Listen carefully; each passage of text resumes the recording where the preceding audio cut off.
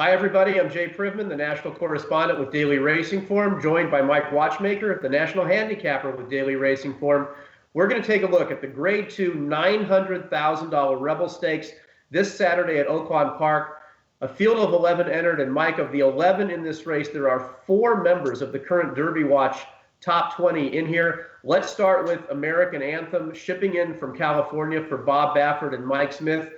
Is he the kind of horse who's good enough to take up the mantle of their previous #1 Mastery?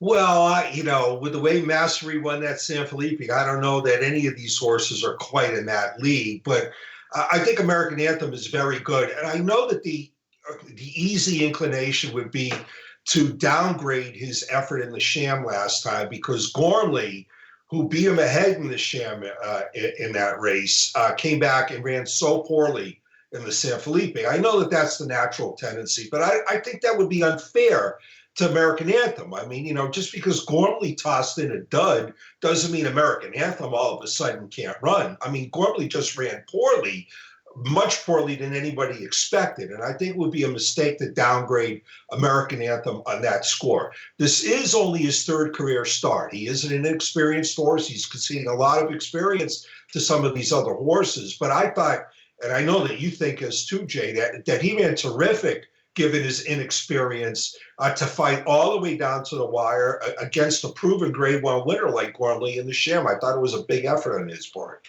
It certainly was. It was his first race around 2 turns. Obviously, his first start against winners after winning a sprint against maidens in his debut. And I thought, like you, that he ran a big race that day. His last work before shipping to Oaklawn, which I saw the other morning at Santa Anita, was quite good. He did it in company with the older horse, More Spirit. So it looks to me like he's sitting on a big performance on Saturday. But there's a number of interesting horses in here. And one of the things I like about this race, Mike, is that you've got horses coming from all over the country for the race. You've got horses coming in from California, from Florida, and obviously the ones that are based there at Oaklawn Park. Another horse coming from California is Royal Mo, and we were just talking about Gormley. He's a stablemate of Gormley's, trained by John Sheriffs, owned by Jerry and Ann Moss, ridden by Victor Espinoza, all the Gormley connections right there. What are your thoughts on Royal Mo? Well, I think he's right now a 2nd-tier Derby candidate. He ran well to win the Robert Lewis in his first start this year. He improved substantially in terms of buyer figures, which is something that you'd like to see for a horse making his 3-year-old debut. It suggests that they made a good transition from 2 to 3. But the field he beat in the Lewis was woeful. It was not a good field. And this is a much tougher, deeper field than he faced that day. So Royal Mo's got some questions to answer on Saturday. Yeah, definitely the toughest test he'll have had so far. One thing I like about him is that he's a big, gawky kind of horse who I think is going to get better with more racing. But I agree with you that this is going to be a real challenge for him. We'll find out what he's made of, because this is the toughest field he's ever gone up against. And helping to make that field so tough are some of the locals that are already at Oaklawn Park, including Petrov, who's run a couple of good races already this meet. I thought he ran a terrific race, Mike, in the Southwest last time out, behind One Liner, who's not in this race, is skipping this round of preps to wait for a final prep. So by my way of looking at it, of the horses that are based at Oaklawn, Petrov is the best one there, and he might be sitting on a win after a couple of real good runner-up efforts earlier this meet.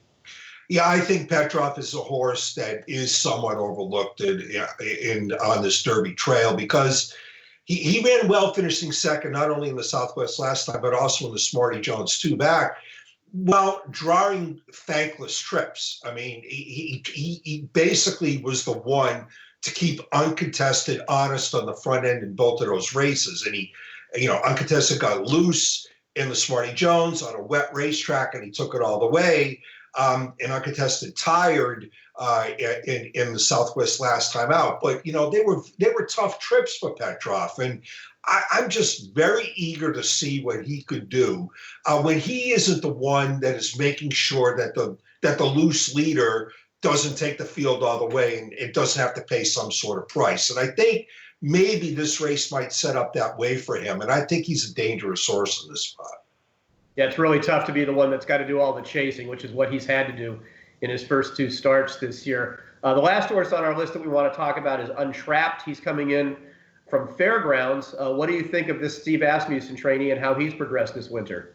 Well, he certainly did improve it, especially in terms of buyer figures. Last time out, went second in the Risen Star Stakes. And if he can continue that progression, I guess it makes him, something of a contender in this race. I do think he has to improve, though. I mean, the 91 buyer that he got for finishing second in the Risen Star isn't going to be good enough to win this race. He's going to have to do much better.